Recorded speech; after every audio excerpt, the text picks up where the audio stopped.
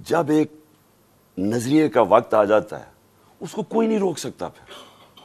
تو ان کو مجھے پتا تھا کہ اسلام آباد میں، اور انشاءاللہ یہ میں ثابت کروں گا، اتنی پبلک نے آنا ہے کہ اس ملک کی تاریخ میں کبھی پبلک اتنی نکلی نہیں ہے. اور وہ یہ بھی خوفزدہ تھے، ہیں بڑے بزدل. آپ کو پتہ ہے کرپٹ لوگ، دو قسم کے لوگ بڑے بزدل ہوتے ہیں، ایک ظالم اور ایک کرپٹ. یہ ہمیشہ بزدل ہوتے ہیں. کرپٹ اس لیے کہ انہوں نے پیسہ بچانا ہوتا ہے، کیونکہ انہوں نے چوری کا پیسہ بنایا ہوتا ہے. سارا وقت ڈر ہوتا ہے کہ کہیں چوری کا پیسہ نہ چلا جائے، اور وہ پھر اس پیسے کو بچانے کے لیے ہر انتہا پہ جاتے ہیں.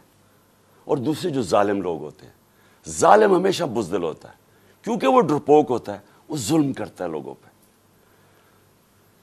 اب 3 لوگوں نے یہ پلان بنایا، اور مجھے کیسے، اچھا یہ وہ 3 لوگ نہیں ہیں جو 4 لوگوں کے میں نے نام پہلے بتائے تھے جنہوں نے پہلے فیصلہ کیا تھا، جن کے اوپر میں نے ٹیپ بنائی. یہ 3 اور ہیں. مجھے کیسے پتا چلا؟ مجھے پھر اندر سے لوگوں نے بتایا. ایک دن پہلے، وزیر آباد سے پہلے، انہوں نے جب دیکھا کراؤڈز بڑھتے جا رہے ہیں، اور ایسے کراؤڈز کے کبھی پاکستان میں نظر نہیں جی ٹی روڈ کے اوپر، انہوں نے پلان بنایا مجھے مارنے کا.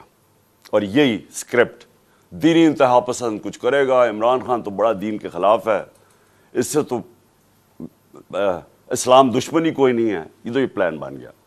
اور 3 لوگوں نے بنایا. سب سے پہلے رانا ثناءاللہ. رانا ثناءاللہ نے کیوں بنایا؟ کیونکہ رانا ثناءاللہ ایک قاتل ہے. رانا